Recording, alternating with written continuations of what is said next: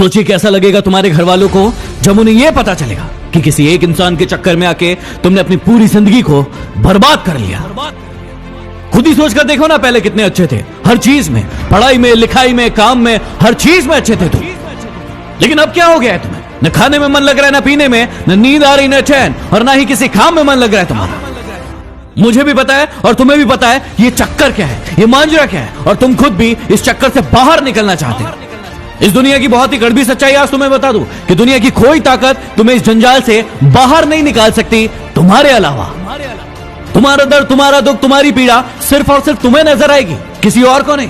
इसलिए किसी और से उम्मीदें लगाना बंद करो और अपने ऊपर भरोसा करना शुरू करो। अरे इतने कमजोर नहीं हो तुम, ऐसे तुम्हारी जिंदगी में कई लोग आएंगे और कई लोग जाएंगे। तुम्हें क्या लगता है एक इंसान के कारण तुम अपनी जिंदगी को बर्बाद कर दोगे?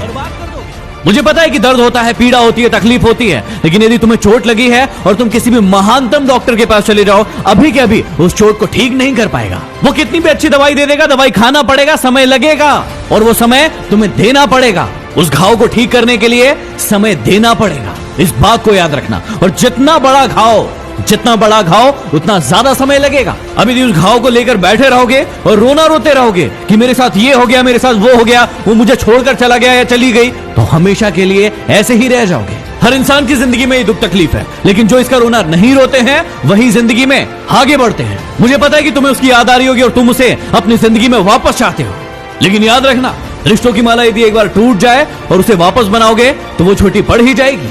तो अब ये सब फालतू की बातें सोचने की बजाय ये सोचो कि अपनी जिंदगी में आगे कैसे बढ़ना है। कहा था ना उसने तुम्हें कि तुम अपनी जिंदगी में कुछ नहीं कर सकते, तुमसे कुछ नहीं होने वाला। तो क्या सही साबित कर दोगे उसे?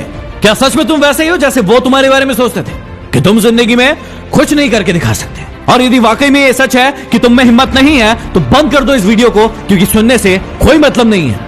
लेकिन यदि आग है अंदर कुछ बनने की, कुछ कर दिखाने की, तो इस वीडियो को तब तक देखना जब तक कि तुम्हारा खोया हुआ सम्मान तुम खुद से वापस न ले लो। याद है ना कितना जलील किया गया था तुम्हें तुम्हारी औकात याद दिलाई गई थी।